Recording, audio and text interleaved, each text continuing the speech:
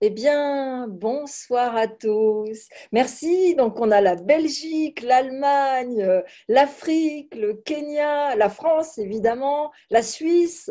C'est vraiment une grande joie et c'est une grande joie d'accueillir Diane ce soir, euh, tu es aussi une amie, Diane, et je te remercie vraiment. C'est un honneur de t'accueillir et je suis ravie. Donc, ce soir, bon, pour ceux qui ne connaissent pas Diane, je vais dire quelques mots. Diane, tu es la créatrice du Tantra de la réconciliation. Tu es une experte dans ce domaine.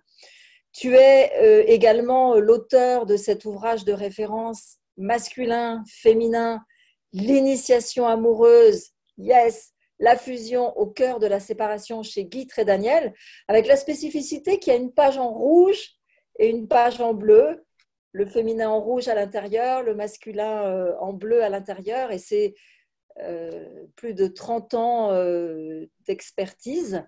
Hein, c'est toute une vie d'expertise avec le CD, évidemment, le très beau CD avec des méditations que vous pouvez faire chez vous. Et donc, Diane, tu accompagnes également les couples et les individus en présentiel. Donc, tu reçois chez toi et tu organises toute l'année des stages. Moi, j'ai eu l'occasion de faire ces stages. C'est vraiment intense. Hein. Diane ne vous lâche pas. Vous ne repartez pas sans avoir fait le travail sur vous. Donc, on y va. Voilà. Donc, du coup, on est ce soir sur le thème déesse avec ou sans masculin. Mettez les questions dans le chat pendant que ça vous vient, pendant qu'on va écouter la transmission de Diane, parce qu'on prendra vraiment un moment à la fin pour recueillir toutes ces questions, vos témoignages. Et merci à tous d'être vraiment présents. Hein, on n'est pas encore une centaine, mais on est nombreux. Voilà. Je te laisse la parole, Diane, pour nous dire ce que j'ai oublié de dire, parce que tu as changé en fait le nom de ton prochain stage qui a lieu justement sur les déesses. Ça s'appelle plus, moi quand je l'ai fait, ça s'appelait de la démone à la déesse, et ça a changé de titre en fait. Voilà, le stage s'appelle La guérison du féminin, l'appel de la déesse, qui est début août, du 3 au 10 août. Alors justement, ce soir, j'avais envie de parler de la déesse, des déesses, hein, c'est pour ça que j'ai mis un S, parce que je suis très concernée par le passage qu'on passe en ce moment. On ne peut pas ignorer qu'on est dans un contexte très particulier, je dirais initiatique, hein, et que personnellement pour chacun d'entre nous et collectivement, on vit les jours, les semaines, les mois les plus importants de notre vie, mais aussi en tant que collectif. Et on a pu comprendre ces derniers mois que l'extérieur ne pouvait pas répondre à notre aspiration. Au contraire, je pense qu'on a pris conscience que, quelle qu'en soit la raison et l'ampleur, nous sommes manipulés. Et que plus nous allons réagir à ça, plus nous allons contribuer à des lois de plus en plus peut-être liberticides et à une situation, on va dire, oppressive, oppressante en tous les cas et oppressive probablement. Alors il est temps pour moi, et je pense qu'on est nombreux, à se réveiller. Et ce qui est bon de savoir, c'est qu'on ne se réveille pas d'un rêve doux. Au contraire, on a envie d'y rester. Et il faut que ça ressemble à une forme de cauchemar pour qu'on se réveille. Mais la proposition, ce n'est pas de se réveiller, c'est de s'éveiller. Et de s'éveiller à quoi? Eh bien, c'est de s'éveiller à une dimension plus vaste de nous-mêmes. Et moi, je l'appelle la souveraineté. Et alors, je me suis rendu compte, en fait, que ce mot, il n'y avait pas que moi qui l'utilisais. Et je suis comme consacrée, concernée de transmettre tout ce que je peux pour offrir tous mes outils le plus facilement possible pour que chacun puisse rentrer dans sa souveraineté. Et ce soir, à travers la dimension de la déesse, la dimension du féminin sacré. Et dans cette compréhension que ce que je porte, moi, je ne dirais pas personnellement, parce que ce n'est pas personnel, je dirais c'est plutôt mon âme ou ma présence divine, ça a à voir, comme le bouquin le dit, avec ce couple intérieur dont nous sommes constitués, le masculin et le féminin. Dans notre réalité, tout est masculin et féminin. Pour faire simple, parce que ce n'est pas le propos de notre conférence ce soir, tout est émetteur, tout ce qui vit est émetteur et récepteur, que ce soit un arbre, que ce soit un homme, une femme. Ce qui veut dire que une plante ou un être humain est autant masculin que féminin. Vous ne pouvez pas imaginer être plus émetteur que récepteur, ou plus l'un que l'autre. Mais bien sûr, une femme est physiquement du féminin, un homme est physiquement du masculin, et nous avons la polarité intérieure auquel nous avons accès. D'où l'intérêt de parler de ce masculin des déesses. Donc la bonne nouvelle dans ce moment un petit peu, pas un peu, carrément initiatique, dans ce cauchemar dont nous nous réveillons, c'est que nous sommes acculés. Donc nous allons être obligés de nous installer dans notre souveraineté. Dans la conscience que si nous ne le faisons pas, nous allons, ou si nous réagissons, parce que tous ceux qui sont, ou toutes celles probablement, j'imagine qu'il y a plus de femmes, qui sont intéressés par ce genre de conférences, vous êtes déjà éveillés qu'un monde plus vaste que dans lequel celui qu'on nous a appris existe. Mais cependant, ce n'est pas pour autant qu'on habite véritablement notre souveraineté. Et on est souvent happé à réagir et on n'a pas forcément appris à agir. C'est-à-dire le propos d'être dans notre souveraineté, c'est de vraiment émettre une dimension plus vaste de nous-mêmes, qui est sortie de la séparation, qui est sortie de la dualité intérieure. La souveraineté intérieure, c'est le couple intérieur dans suffisamment de paix. Et plus nous réagissons à l'extérieur, bien plus nous allons contribuer en fait à ce que nous réagissons, soit ce contre lequel nous réagissons. Donc c'est pour ça que dans le fait que je me sens vraiment concernée. D'abord, j'ai un côté pas que, mais passeuse, donc je suis absolument là sur le pont pour vous aider, pour nous aider, nous accompagner le plus consciemment possible ce grand passage dans lequel nous sommes. C'est pour ça que j'ai décidé de faire un gros cadeau aux femmes qui pourront choisir de faire le stage de la déesse. Alors, à propos du féminin sacré, donc les femmes incarnent ce féminin sacré, du moins elles incarnent le féminin, physiquement parlant, les hommes l'ont à l'intérieur, et comme je sais qu'on a fil, on va parler aussi du féminin des hommes, mais version des déesses.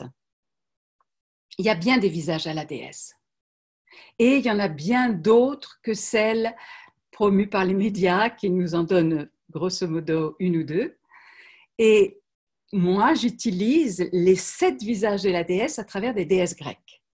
Je me suis inspirée d'un travail qui a été fait il y a 40 ans maintenant par Jean Shinoda-Bolen, qui a écrit un bouquin en anglais. Et quand je suis tombée dessus, alors que je ne parlais pas bien anglais, j'ai décidé vraiment, c'est comme j'étais rentrée chez moi.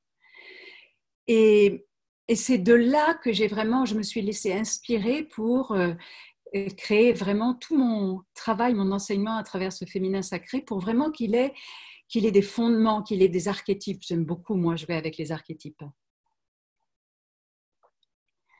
À l'époque, j'étais très éloignée de moi-même, et je peux dire que d'une certaine façon, les déesses m'ont ramenée à moi, parce qu'elles ont donné des visages, des caractères à ce que je pouvais être à l'intérieur, en disant « Ah, mais oui, bien sûr !» parce que je n'étais pas forcément très à me reconnaître moi-même. Chacune de ces 7 déesses, c'est comme un trésor qui est à restaurer, à activer, à déployer et aussi à équilibrer avec les 7 autres. Et chacune, elles ont besoin, chacune des 7 ont besoin d'être vécues dans le corps, dans le cœur, bien sûr, et dans l'âme. Et chacune peut proposer une voie de guérison, une voie de transformation.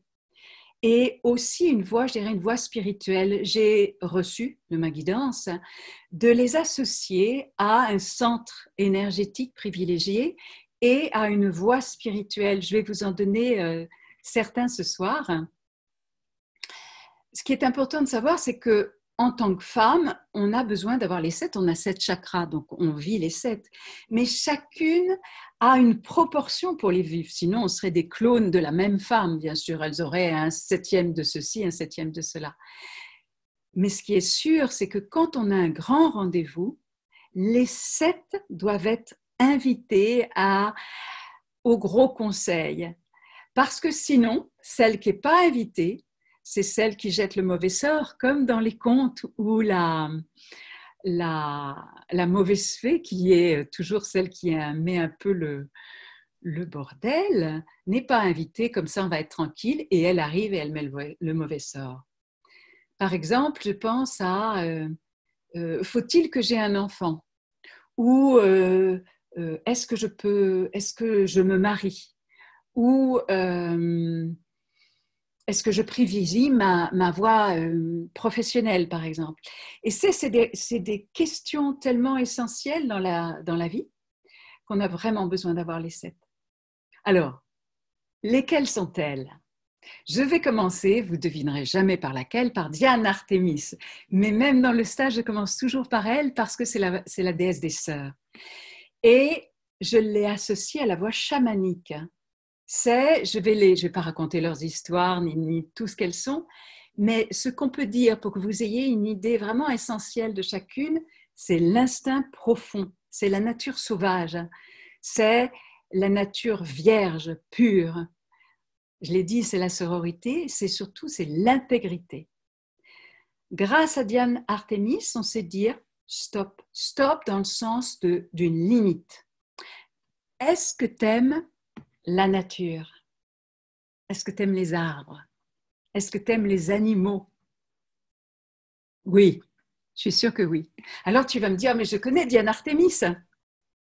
Oui, sans doute qu'elle est déjà un petit peu activée. Mais est-ce que tu sais dire stop? Si tu ne sais pas dire stop et mettre une limite claire et définitive, eh bien c'est une déesse dont tu as besoin, qui a besoin d'être activée en tant qu'alliée. Minerve Athéna. Je donne à la fois le nom grec et le nom romain. C'est la voie de la connaissance des textes sacrés. Je l'ai appelée la guerrière de sagesse. On l'associe à la dextérité, au sang-froid, à l'artisanat. Mais est-ce que tu la connais? Est-ce que tu as fait des études, par exemple? Est-ce que tu sais te débrouiller avec un mode d'emploi? Est-ce que tu sais bricoler? Est-ce que tu es habile de tes mains? Il y en a plein qui vont me dire « Ah oui, donc celle-là, je la connais, ça y est, elle est intégrée. » Alors la question plus difficile, est-ce que tu as un bon rapport avec ton père? Ou tu as eu un bon rapport avec ton père? Est-ce que tu as un bon rapport avec le Père divin? Ça, c'est moins évident. Hein? Et est-ce que tu sais garder ton sang-froid dans des situations fort émotionnelles? Eh bien, peut-être que là, avec ces dernières questions, c'est une déesse en effet à restaurer. La voie d'Estia, Vestia, qui est la voie de la prière, de la méditation, c'est la gardienne du feu, c'est la gardienne du temple. Est-ce que tu as chez toi un autel? Des bougies. Les bougies, c'est devenu très à la mode. Hein? Donc, j'imagine qu'il y a des bougies chez toi.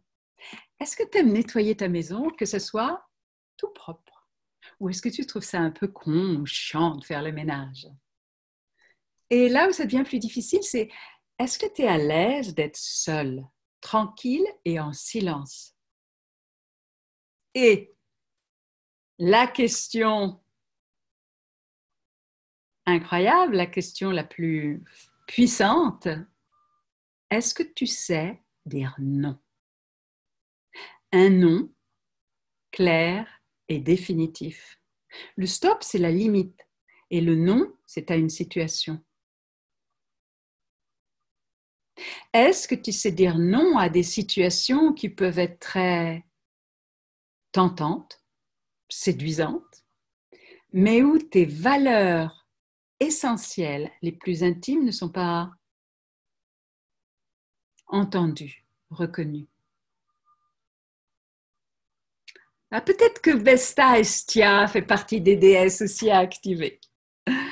Alors, la voix de Junon, Héra, qui est la voix tantrique, pour moi, hein, telle que je l'ai reçue dans l'engagement du couple.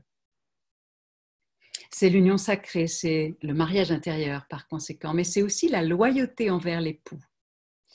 Est-ce que tu rêves de te marier, de rencontrer, de le rencontrer?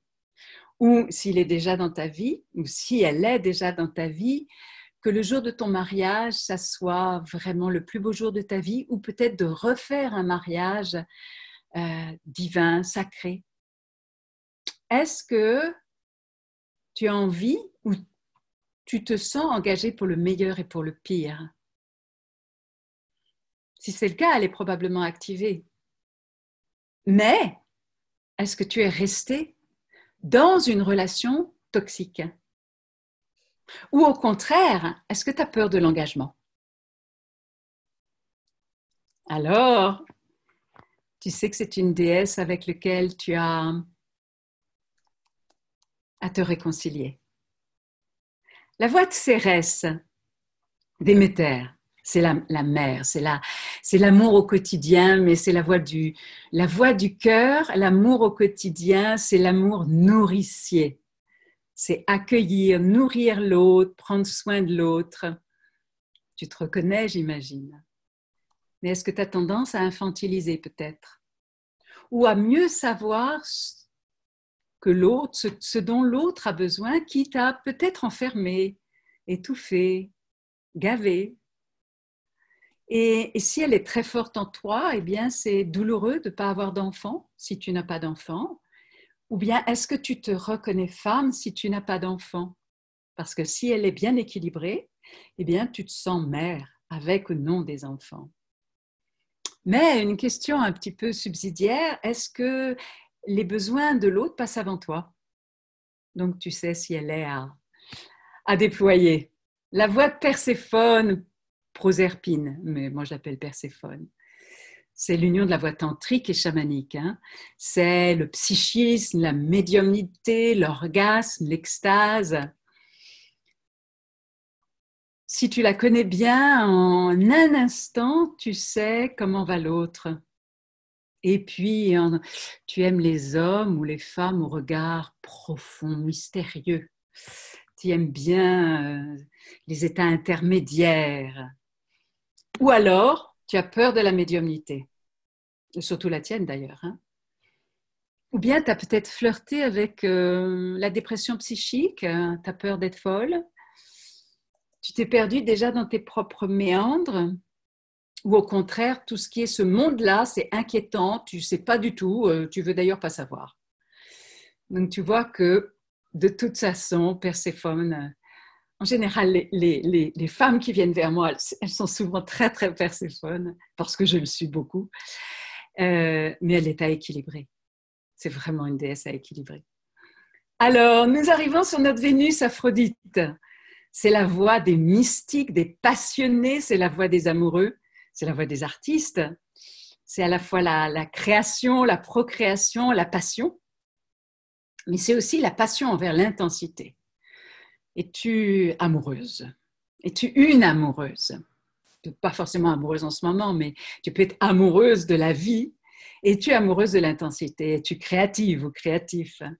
Est-ce que tu aimes bien refaire le monde avec des mots? Alors sans doute que elle est déjà activée. Mais est-ce que, là c'est la question subsidiaire, tu as tendance à tomber amoureuse d'hommes, il n'y en a pas sauf un, mais il a déjà des hommes qui ne sont pas complètement finis, tu sais. Quand on parle avec tes copines, tu fais, bon, ça serait bien qu'il fasse un travail avec sa mère, sur sa mère, tu vois le genre. C'est-à-dire que tu vois le potentiel de cet être, mais il n'est pas réalisé. Et tu peux peut-être, si en plus tu as une Junon Héra très forte, eh ben, tu peux rester avec, au nom de ce potentiel qui un jour, et peut-être jamais, se réalisera. Et si tu es fâché avec Vénus, eh bien, surtout, tu veux absolument pas avoir l'air séduisante ou séductrice, etc. Puis tu t'habilles de façon, voilà, hein, pas trop colorée, etc. Où tu nies ta créativité, où tu reconnais pas ta beauté. Ça ne veut pas dire que tu es plus belle qu'une autre, mais de commencer par reconnaître notre beauté. Donc, sans doute que quelques-unes ont une Vénus à équilibrer aussi, ou à activer, ou à découvrir, puisque nous, les femmes, nous avons à activer les 7. Mais bien sûr, en gardant ta personnalité, mais pas qu'il y en ait une qui soit refoulée. Par exemple, moi, quand j'ai découvert Minerve, Athéna, j'ai dit, oh, alors celle-là, alors je les connais toutes les autres. Mais alors, Athéna, Minerve, non. Puis alors, mon père, n'en parlons pas, etc. Et puis, quand j'ai écrit le livre, et puis que j'ai eu quelques commentaires sur mon livre, on m'a dit, dis donc, il est costaud ton livre, hein, il est structuré. Hein. Oh ben dis donc, il faut... Et en fait, je me suis rendu compte que c'était Minerve qui avait écrit le livre. C'était celle qui était pas conscientisée. Elle est très là chez moi, en fait, présente. Alors, parlons de leur masculin un petit peu, parce que je vois qu'il est déjà moins 10. Je reviendrai peut-être sur leurs ombres après. Dans le patriarcat, et nous sommes dans le patriarcat, masculin et féminin s'opposent. Et l'intégrité s'oppose à l'intimité. Certaines déesses ont gardé, préservé leur masculin pendant le patriarcat, mais au prix de l'intimité. Donc, elles n'ont pas été victimes du patriarcat, mais ça a été au prix de la relation à l'autre. Elles ont expérimenté, toutes les déesses, elles ont expérimenté soit l'intégrité, soit l'intimité. Donc, par exemple, Diane Artémis, Minerve Athéna, Vestia Hestia, alors elles ont gardé leur masculin. Et les autres, c'est-à-dire Junon, Héra, Perséphone et Cérès, bien sûr, ont remis leur masculin sur le patriarcat à l'extérieur, sur les hommes. Mais chacune de ces déesses chacune de ces déesses est une tonalité, une petite tonalité de la déesse originelle, hein, de la grande déesse. Donc, quand il y a une ombre présente dans chacune de ces déesses, par exemple, Diane Artémis, eh bien, elle s'isole, son ombre. Minerve, quand c'est son masculin qui vient devant, elle se retire. Quand c'est Minerve, elle mentalise, elle est dans le mental. Et Vesta, elle se retire, on ne la voit plus. Et ça a été au détriment de leur capacité d'aimer. Par contre, les 3 autres, elles ont souffert dans le patriarcat. Alors Cérès, Cérès Déméter, sa fille a été kidnappée. Perséphone, Proserpine, elle a été kidnappée, abusée. Et puis Junon Héra, elle a été trompée, pour le moins. Et elles ont remis, ces déesses-là, leur pouvoir sur le masculin extérieur, à cause de leur engagement envers la relation. Donc, vous comprenez, on a vraiment besoin d'avoir les 7, de façon qu'on puisse être intime tout en étant intègre, et que notre intimité ne nous mette pas en pâture, mais aussi qu'on soit dans notre intégrité, en nous permettant d'être intime. Donc, c'est essentiel pour une femme de reconnaître son masculin et de l'honorer. D'abord, c'est la moitié de toi. C'est ce que tu ne vois pas. C'est physiquement, tu es féminin, mais intérieurement, tu es masculin.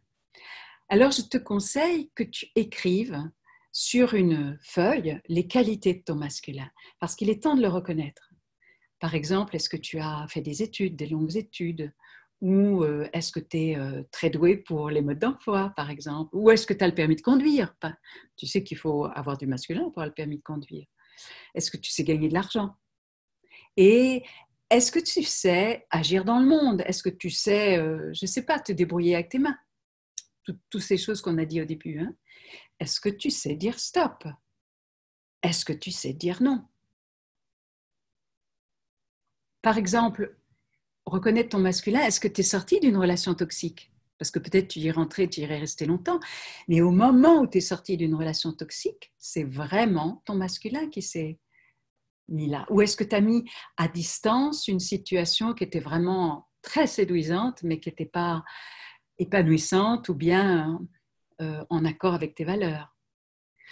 Le masculin d'une femme qu'elle emprunte à l'homme, eh bien, ça fait une femme soit sur la défensive, dans le contrôle, dans le mental, ou alors qui joue les gros bras, qui dit ouais, je suis forte et tout, etc. Ça n'a rien à voir avec le masculin d'une femme. Le masculin d'une femme bien intégrée, ça va être la dignité. Mais est-ce qu'on pense au mot dignité en pensant au féminin sacré? Jamais on voit ça. Hein? Ça va être une forme de clarté. Alors, évidemment, on va reprendre ce que j'ai dit, savoir dire stop, savoir dire non, et dans la souplesse, dans l'humour, dans l'énergie, dans une forme d'amour qui va être léger, sans se sentir personnellement attaqué par la situation. Donc ça nous donne une idée de ce c'est quoi une... Je vais vous lire... Oui, il a commencé à écrire vos questions, hein, parce qu'on a... Je vais vous lire ce qu'est pour moi une femme complète. Alors, voyons, une vraie femme. Mais avant que j'oublie, je vais vous dire mon cadeau. Maintenant, on est presque au bout, là, puisqu'on on va passer aux questions. Mon cadeau, pour vraiment aider, faire bénéficier les femmes, parce qu'on passe tous en ce moment par un truc un peu délicat, économiquement, etc. J'offre 100 €, ce qui est l'équivalent d'une journée, hein, pour le stage La guérison du féminin, l'appel de la déesse, à toutes celles qui s'inscrivent avant le 10. Mais pour ça, il faut qu'elles écrivent à Marie, l'ange gardien. Et donc, Marie va mettre son mail, mais je vais vous le dire de toute façon. C'est AG comme ange gardien, AG Tantra Diane Bellego, AG Tantra Diane Bellego, @gmail.com. Okay. Alors, à quoi ressemble une femme, là je le lis, hein, qui intègre la déesse? Eh bien, cette femme, elle porte la dignité, la reconnaissance sacrée d'être femme, sans le besoin de séduire. Oh, je suis remontée, mon Dieu, sans le besoin de séduire. Il faut que je retrouve. Voilà. Ça ne veut pas dire qu'elle est pas séduisante, hein, mais elle n'a pas le besoin de séduire. Et sans non plus le besoin de craindre l'homme. Elle n'extériorise pas un masculin fabriqué sur le modèle de l'homme. Elle n'a pas besoin de faire comprendre qu'il faut la respecter parce qu'elle le véhicule. Dans un environnement machiste, sa présence ne donne pas prise au pouvoir ou à la domination, il n'y a pas d'accroche. Elle ne se sent pas victime personnellement. Et dans la reconnaissance de la beauté intrinsèque d'incarner le féminin, elle reconnaît sa beauté unique, quelle que soit son apparence, quel que soit son âge, quel que soit son poids. Elle connaît sa divinité sans besoin d'être divinisée. Ça, c'est très important à propos des déesses. Hein? On ne devient pas une déesse après le stage, on est véhicule de la déesse, ça change tout. Hein? Et son corps et sa terre sacrée, son temple, qui ancre le ciel. Et elle a un rapport absolument intime avec son sang menstruel, celui des lunes, dont elle a conscience que ça concentre la présence de la déesse.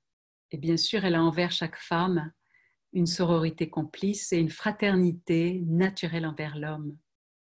Elle est reine et prêtresse, souveraine de ses actions, et il émane d'elle une présence douce, ferme, profonde, claire, concernée sans être attachée. Sa présence réjouit, aimante, accueille, transforme et s'élève. Vous trouvez ça dans le bouquin, hein, bien sûr. Et je salue la déesse en toi, Que tu sois femme ou que tu sois homme, je salue le féminin sacré et je me réjouis à l'idée des questions que tu vas me poser. Et je vous ai mis, je vais vous montrer des déesses. Alors ça c'est ma copine, hein, c'est pour ça que c'est la grande. C'est Artémis avec son arc. J'en ai plusieurs. Ça c'est Vénus qui s'occupe de ses cheveux. On va la mettre là. Ça, c'est Minerve. Elle est guerrière. Elle a son bouclier. Elle est très utile pour avoir un sang-froid. Et puis, on pourrait dire que celle-ci, c'est Vesta Estia. Hein, vous reconnaissez la poupée d'Ama. C'est la prêtresse, on va dire. Hein, ou c'est la mère nourricière aussi. Et si j'étais sûre de vous retrouver, là-haut, j'en ai plein. Je vais vous emmener. Alors, est-ce que vous voyez, je pense que là, comme ça, voilà. J'en ai d'autres là-bas. Bon, il y en a plein partout, on est d'accord. Hein? Je vous fais un petit voyage à la maison. Voyage autour de mon salon. Bref, il y a des déesses partout. Ah, il y a aussi des chats et des chiens partout qui rentrent. Je remets. Voilà. Une question. Oui. Lydia nous dit, je ne saisis pas l'opposition entre l'intégrité et l'intimité. Pouvez-vous m'expliquer? Alors, l'intégrité, c'est être un avec moi. L'intimité, c'est être un avec toi. Et on a pu, par exemple, au nom d'être bien avec l'autre et d'être proche et d'être tellement accepter des situations qui n'étaient pas forcément respectueuses pour soi-même. Ok, ça peut être. Alors là, dans la sexualité, c'est possible, mais dans sa vie. Est-ce que j'ai été claire? Donc c'est vraiment l'intimité, c'est vraiment l'intimité d'être proche de l'autre. On est un à deux. On est intime. Et intègre, on est un avec soi. Et on doit commencer à être intègre avec soi, se connaître soi-même pour vraiment être intime avec l'autre. Sinon, c'est un jeu de... C'est un commerce, hein, parce que je sais pas comment c'est d'être avec moi ou j'oublie d'être avec moi parce que c'est compliqué. Mais au bout d'un moment, à force d'avoir été intime avec toi, je vais te demander l'échange. Avec tout ce que j'ai fait pour toi. Hein? Alors, ai-je répondu à ta question? Merci Lydia pour cette question. Donc, alors oui, merci, nous dit Lydia. Alors, je regarde s'il y a d'autres questions.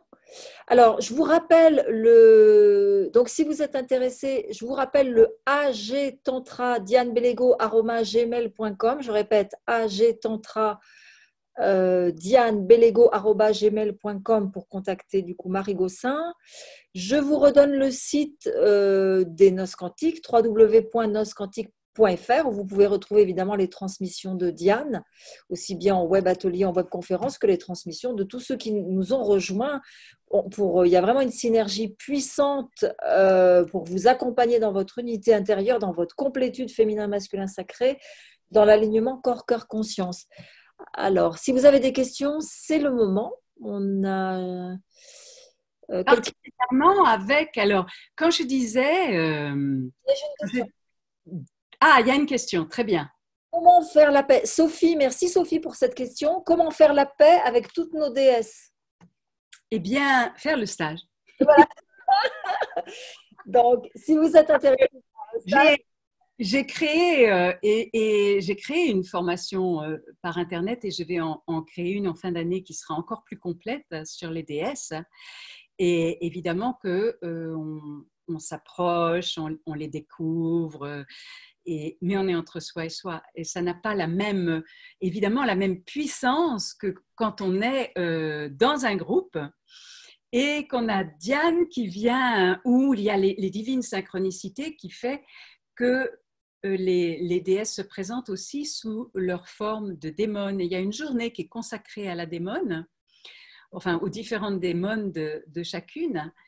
Et une fois qu'elles sont, et ça on ne peut pas le faire tout seul parce que ça ne le ferait pas, quoi. Il faut vraiment être accompagné, encouragé pour aller oser aller dans ces dimensions-là. Et c'est vraiment une journée où on rit beaucoup. C'est une des journées que je ne dirais pas que je préfère parce que j'adore ce stage. Mais une fois que c'est fait, par exemple, dans notre vie au quotidien, on se dit, oh, c'est ma démone, ça. C'est telle démone qui est en train de parler ou qui est en train de se retirer. OK. Et du coup, elle ne nous manipule plus, on la reconnaît.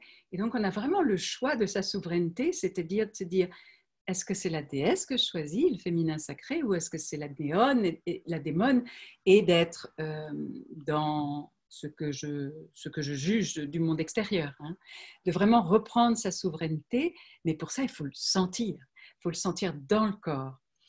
Sinon, vous avez dans le bouquin aussi quelques infos, mais ce n'est pas ça qui fera la paix, parce qu'il faut déjà, par exemple, celle qui a un problème avec son père, elle ne peut pas être en accord avec Minerve, Athéna, à moins que quelqu'un t'accompagne à réouvrir la couronne et la relation avec le Père divin. Et ça, on le fait, par exemple, hein. Notre déesse chamanique, Artémis, la déesse, la sauvage, un peu, la femme sauvage. Il faut être... Certaines femmes, elles l'ont naturellement, là, hein, mais certaines, elles ont besoin d'être encouragées, d'être vraiment accompagnées pour oser libérer, parce qu'elles ont été... comment dirais-je, éduquées comme ça. Puis alors, ce que j'adore à la fin du stage, c'est qu'on fait notre dernier feedback, le dernier jour, et puis il y en a plein qui disent bon, je change de garde-robe. Parce qu'une fois qu'on en connaît certaines, je dis bon, alors, comment chacune est habillée? Il y en a qui sont toujours habillés en Artémis, il y en a qui sont... Il y a la grande lady, hein, Junon, on la reconnaît, Junon, elle est habillée d'une certaine façon. Et j'adore, une fois qu'on sait, on se passe les vêtements, etc. Et on se rend compte, en fait, qu'il y en a certaines qui nous manipulent et qu'il y en a une autre qui est Vénus, qui est une déesse un petit peu, comment dirais-je, c'est celle qu'on a montrée du doigt, hein, parce que c'est la salope dans l'ombre. Et elle peut être salope dans l'ombre. Il y a beaucoup de femmes qui n'osent pas parce qu'elles ont été élevées en disant t'as l'air de quoi quand tu t'habilles comme ça? Donc, c'est tout un aspect à retrouver, de retrouver leur Vénus intérieure. Mais ça ne veut pas dire tout changer dans sa vie, mais réouvrir.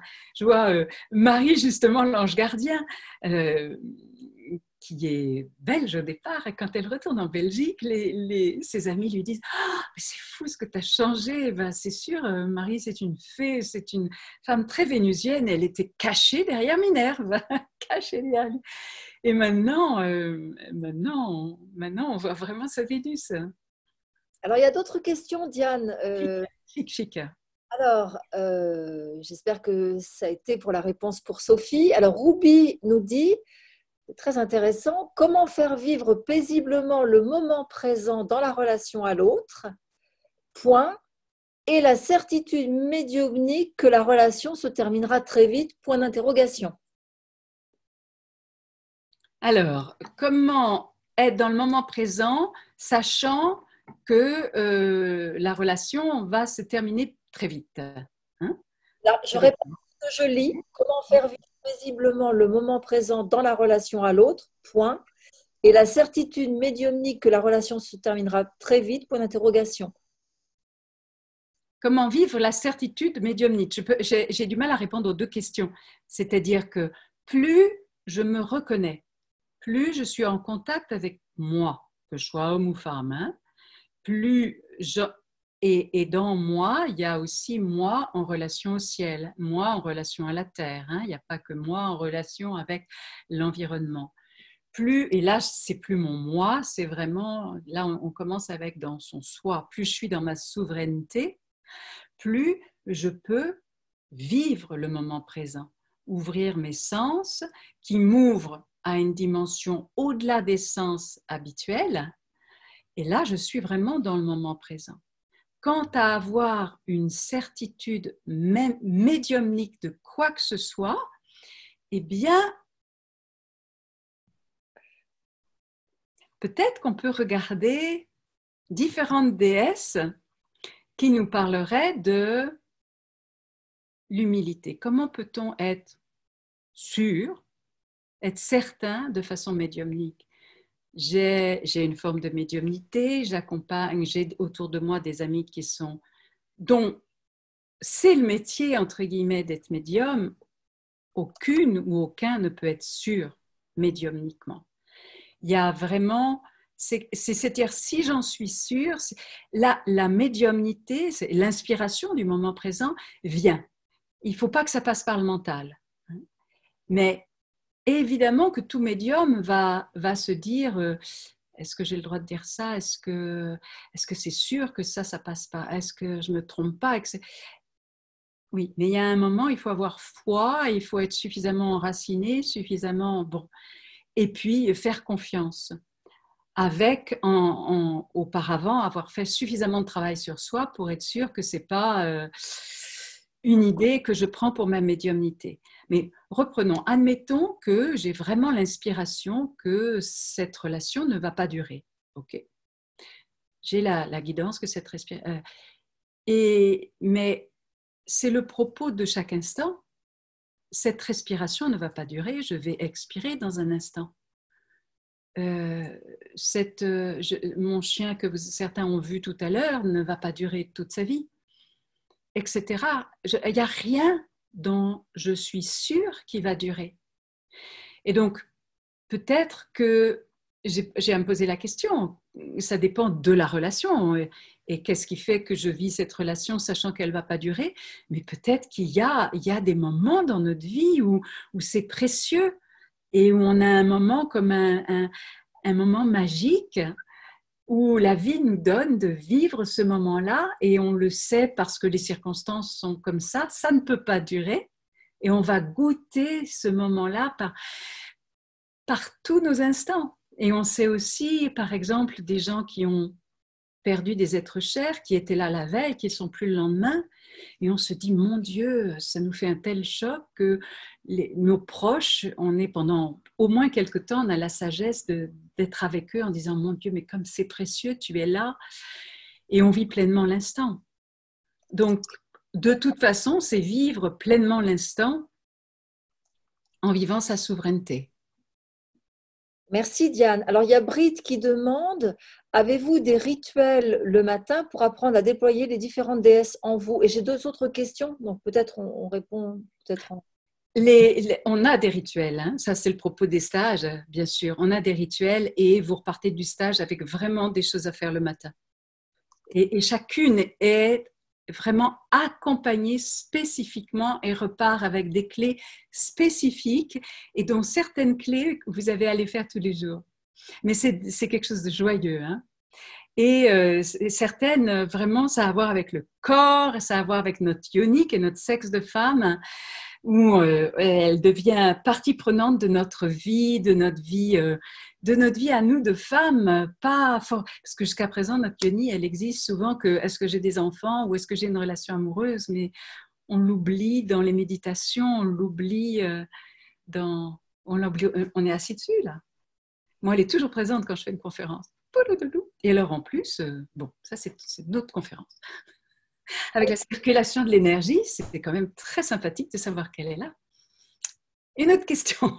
Donc, c'est vraiment, bien sûr qu'il y en a des rituels à faire le matin et je vous promets que vous en aurez plein en stage. Alors, très rapidement, puisqu'on va terminer, Caroline, Minerve, c'est quoi son autre nom? À chaque fois, je suis perdue. Athéna.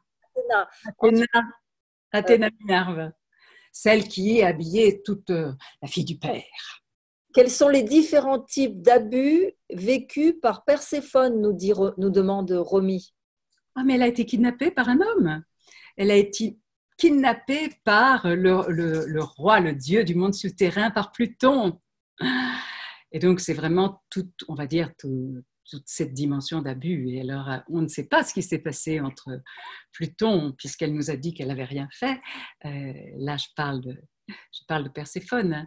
mais c'est tous les abus, viols, etc., que les femmes peuvent vivre. C'est cette dimension, d'autant qu'il y a quelque chose de très particulier, c'est-à-dire que Pluton est le frère de Zeus Jupiter. Hein, et quand Déméter, la mère de Perséphone, a été chercher sa fille, on lui a fait dire que, c'est remonté jusqu'à Zeus, on va lui dire que bon, elle nous embête, sa fille a été kidnappée par mon frère, on ne va pas en faire c'est quand même un très joli beau-père, quoi. Hein. Et en fait, le père cautionne que c'est l'oncle qui a kidnappé la nièce. Donc, un petit côté aussi comme ça, familial, un peu lourd. Alors, il nous reste, enfin, normalement, c'est terminé, mais on va quand même répondre aux deux, trois dernières questions. Et on a la chance d'avoir un petit Zoom qui nous permet un peu plus de temps, si vous êtes d'accord. Caroline nous dit, quand je fais la méditation de l'appel de l'autre, donc Oui. c'est les déesses que je dois mettre aussi? Les 7 déesses? Oui, elle me dit, donc c'est les 7 déesses que je dois mettre aussi?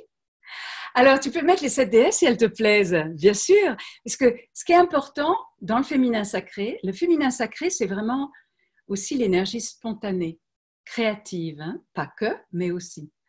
Donc, si toi, ça te vient de mettre les 7 déesses, mets les 7 déesses. Mais appelle chez l'autre. Si toi, tu appelles un homme, appelle les 7 dieux. Mais je n'ai pas, malheureusement, l'équivalent des 7 dieux. Ce même auteur a écrit un livre avec des dieux dans les hommes, mais quand j'ai lu le livre, je l'ai trouvé beaucoup moins, comment dire, inspirant et inspiré que ce premier livre. D'ailleurs, il a été beaucoup moins connu, il n'a pas été traduit, etc.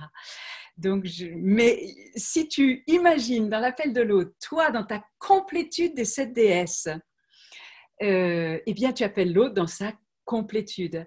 Mais les 7 déesses, ce n'est pas pour nous réduire à 7 déesses. Hein. C'est simplement, c'est une façon de donner comme une grille de lecture, de façon que tu te dises oh, mais c'est extraordinaire, j'ai tout ça en moi, mais c'est vrai, c'est vrai. C'est vrai que j'ai un côté comme ci, c'est vrai que j'ai un côté comme ça. Et tu sors en étant vraiment heureuse d'être qui tu es, avec autant de dimensions divines en toi. Tandis que quand on regarde le féminin sacré, enfin en tous les cas, ce qu'on nous dit du féminin sacré dans les journaux, ou du féminin, c'est d'une tristesse et d'une limitation fort limitée. Voilà. Alors, quelqu'un demande combien de participants dans le stage, comment se déroule le stage? Combien de participants? J'ai décidé de faire confiance, moi. Après, on est limité par l'hébergement, hein, qui est une vingtaine de personnes, mais en général, je ne pense pas que cette année, on soit une vingtaine. Donc, on sera, je pense, un groupe d'une 12. J'imagine que ça sera 12, peut-être 15, pourquoi pas? Tout dépend de toi ce soir. Alors, il y a une personne qui demande un petit peu plus d'informations sur le déroulement du stage. Et puis, il y a une dernière question. Alors, sur le déroulement du stage, ça va peut-être pas forcément intéresser celles qui ne sont pas intéressées. Ce que je te propose, c'est que tu nous joignes directement. Hein, tu envoies un mail à notre ange gardien, Marie. Et puis sinon, sur le site Tantra Diane Bellego, tu trouves vraiment des explications. Après, si tu as une question là spécifique sur le stage, il dure 7 jours, il est dans le Tarn, il est début août. C'est un lieu magnifique avec piscine, bien évidemment. Et on y rit, on y pleure, on y bronze, on y danse. Et vous allez aussi créer un objet chamanique pour représenter cette déesse et vous emmènerez cet objet, il sera chargé. On va se réconcilier avec notre corps.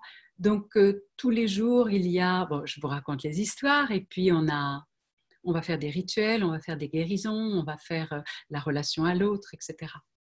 Mais je pourrais vous expliquer, je ne le ferai pas de toute façon, mais le stage dans son détail, ça ne vous donnera jamais la magie du stage. Donc, ne cherchez pas véritablement à savoir trop. D'abord parce que ça ne sera pas le stage. Faites plutôt confiance si vous vous sentez appelé. Et puis, si vous aimez mon énergie, si vous vous sentez bien avec moi, et alors à ce moment-là, tu sais que c'est l'année pour y aller. Parce que de toute façon, c'est l'année. Et donc, je te dis à tout bientôt. Oui, alors les dernières questions. Alors, je souhaite. Alors, il y a une proposition, il y a une question, il y a une proposition très intéressante qui justement pourrait faire la clôture, je trouve. Je souhaite que les femmes s'unissent pour la puissance d'être ensemble des déesses autour de Diane. C'est extrêmement puissant. On pourrait imaginer une clôture où chacun appellerait finalement. Et, ah oui, quelqu'un nous demande avant ça, peux-tu nous rappeler le nom du livre qui t'a inspiré, Jean Shinoda Bolen, je ne sais plus. Une déesse dans chaque femme. Et c'est traduit. Et c'est un vieux livre maintenant, donc il doit être en livre de poche, etc. C'est vraiment, vraiment passionnant. Voilà, donc je rappelle pour les infos personnalisées, agtantra@dianebellego@gmail.com, agtantra@dianebellego@gmail.com. Je rappelle le nom du site de Noces Quantiques aussi, www.nocesquantiques.fr. Merci Diane, quelle générosité. Goddess in every woman, Jean Shinoda Bolen, oui.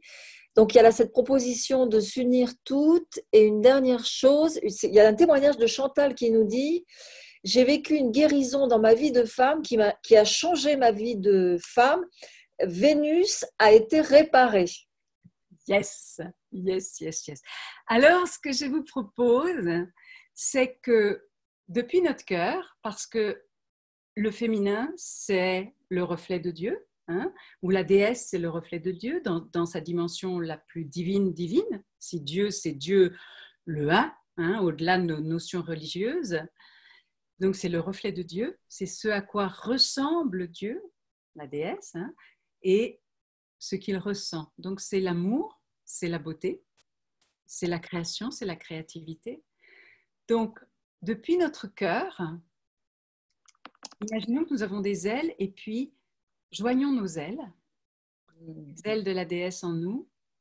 Connectons notre sexe de femme, mais on a aussi un homme, son sexe d'homme, et par notre sexe et par nos pieds, connectons-nous au cœur de Mère Gaïa. Et puis à travers notre couronne, connectons le ciel. Et là, nous formons vraiment un pilier. Et nous appelons pour chaque femme de la terre et le féminin de chaque homme de la terre, l'activation du féminin sacré. Car tout ce à quoi nous aspirons en ce moment, le respect du vivant, le respect de la nature, la coopération, de sortir d'une hiérarchie pour que chacun coopère, contribue, tout ça, ce sont des valeurs du féminin. Et ce qui nous a été offert le temps du confinement, c'était de nous intérioriser, de revenir dans ce féminin sacré. Donc nous demandons, par la grâce de notre groupe ce soir, et ce que nous avons ancré par la reliance de nos cœurs et de notre pilier et du pilier que nous formons, de recevoir pour la terre, pour l'humanité, pour les hommes et pour les femmes, de toutes les déesses, de tous les féminins, des maîtres, des guides, une activation, une bénédiction pour la terre, pour l'humanité. Je salue la déesse qui est en toi, à travers toi. Je salue le retour de la déesse. Brassez d'amour, brassez d'amour. Je vous laisse, je vais terminer maintenant. Merci Diane. Gratitude à tous pour vos questions. Magnifique énergie. Merci, merci Diane, merci beaucoup. Merci Diane pour cette soirée, merci, merci. Il y a plein de merci, gratitude. Magnifique.